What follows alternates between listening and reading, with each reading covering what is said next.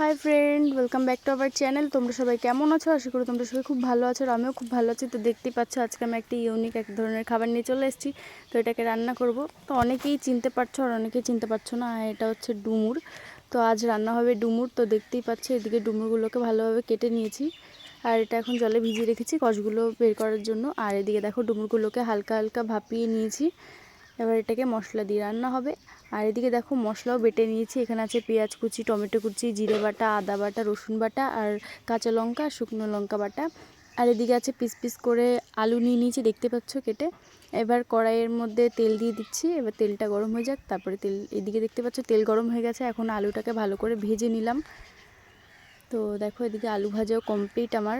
এবার তেল গরম হয়ে গেছে, তার মধ্যে জিরে তেজপাতা দিয়ে ভালো মতন হালকা হালকা একটু ভেজে তার মধ্যে দিয়ে দিলাম পেঁয়াজ কুচি দেওয়ার পরে দিয়ে দিলাম হচ্ছে রসুন বাটা, দিয়ে ভালো করে নড়িয়ে চড়িয়ে নিচ্ছি।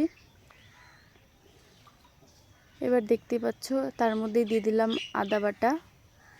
আদা বাটাতে দিয়েও ভালো মতন নড়িয়ে চড়িয়ে জিরে বাটা, আদা বাটা, লঙ্কা বাটা, কাঁচা লঙ্কা, শুকনো লঙ্কা দুটো বাটায় দিয়ে ভালো করে নড়িয়ে চড়িয়ে মশলাটাকে এবার কষিয়ে নেব। দেখতে পাচ্ছ তার মধ্যে দিয়ে দিলাম টমেটো কুচি দিয়েও ভালোভাবে নড়িয়ে চড়িয়ে এবার হালকা পরিমাণে জল দিয়ে ভালো করে নড়িয়ে চড়িয়ে নিচ্ছি। এবার এর মধ্যে দিয়ে দেবো পরিমাণ মতন একটু লবণ আর এবার দিয়ে দেবো পরিমাণ মতন একটু হলুদ, দিয়ে ভালো করে নড়িয়ে চড়িয়ে নিচ্ছি। দেখতে পাচ্ছ এবার তার মধ্যে দিয়ে দিচ্ছি আলুটা দিয়েও ভালো করে নড়িয়ে চড়িয়ে নিচ্ছি। এবার এর মধ্যে দিয়ে দেবো হচ্ছে ডুমুর, ভাপিয়ে রাখা ডুমুরটা দিয়ে দিলাম। এবার ডুমুরটা দিয়েও ভালো করে নড়িয়ে চড়িয়ে নিচ্ছি, দেখতে পাচ্ছ। এবার এটাকে ঢেকে দেব কিছুক্ষণ। এবার এদিকে দেখো ডুমুরটা কি সুন্দরভাবে হয়ে গেছে কষানো। এবার হালকা নড়িয়ে চড়িয়ে নিচ্ছি, দেখতেই পাচ্ছ। এবার এর মধ্যে দিয়ে দিচ্ছি জল, দেখতে পাচ্ছ পরিমাণ মতন। জলটা দিয়েও ভালো করে নড়িয়ে চড়িয়ে নিচ্ছি। এটাকে আবার ঢেকে দেব কিছুক্ষণের জন্য।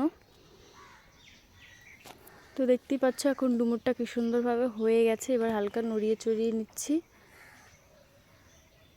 আর এটা এবার দিয়ে দিলাম হচ্ছে গরম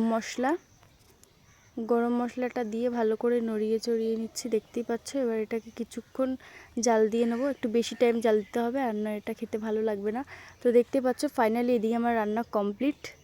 তো তোমরাও বাড়িতে ট্রাই করে দেখো, এটা অনেক টেস্ট হয়। তো ফ্রেন্ড, ভিডিওটা ভালো লাগলে প্লিজ লাইক কমেন্ট শেয়ার করে দিও, সাবস্ক্রাইবটা করতে ভুলো না। টাটা।